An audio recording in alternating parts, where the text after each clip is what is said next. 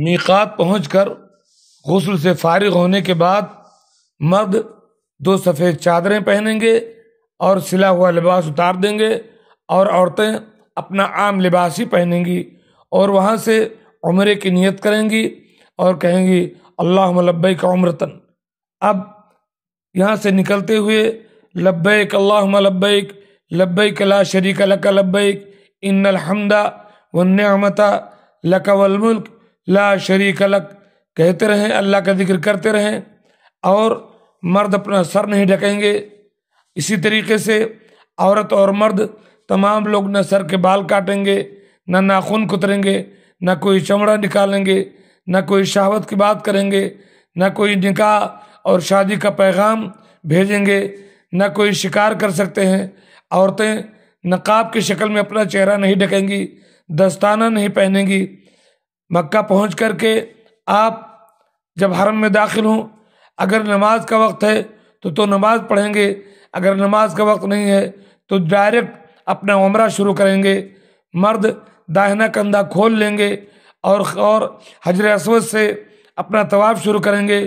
ہو سکے گا تو حجر اسود کو بوسہ دیں، نہ ہو سکے تو دور سے ہاتھ اٹھا کر کے بسم اللہ اللہ اکبر کہیں اور 7 چکر خانہ کعبہ کا لگائیں۔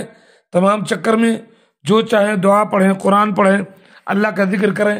البتہ حجر اسود سے پہلے والے کونے سے حجر اسود تک اللہم ربنا آتنا فی الدنیا حسنہ وفی الآخرۃ حسنہ وقنا عذاب النار کہیں۔ مرد جو ہے شروع کی 3 طواف میں دل کی چال چلیں اور عورتیں عام چال چلیں۔ عورتیں بھیڑ بھاڑ نہ لگائیں، مردوں سے چمٹ کر کے نہ چلیں۔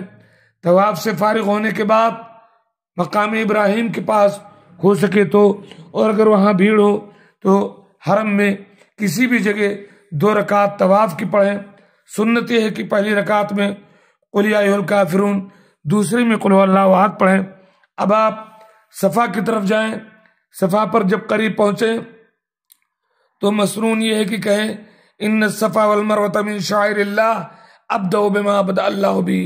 صفا پہنچ کر کے خانہ کعبہ کی طرف رک کر کے 3 بار یہ دعا پڑھیں، لا الہ الا اللہ وحدہ لا شریک لہ لہ الملک ولہ الحمد وہو علی کل شیء قدیر، لا الہ الا اللہ وحدہ انجز وعدہ ونصر عبدہ وہزم الاحزاب وحدہ۔ اب 3 بار یہ کہنے کے بعد جو چاہیں اللہ تعالیٰ سے دعا کریں اور پھر مروہ کی طرف نکل جائیں۔ طواف ختم ہونے کے بعد ہی اپنے کندھے کو ڈھک لیں، کندھا ڈھکنے کے بعد ہی نماز پڑھیں، کندھا کھول کر کے نماز نہ پڑھیں۔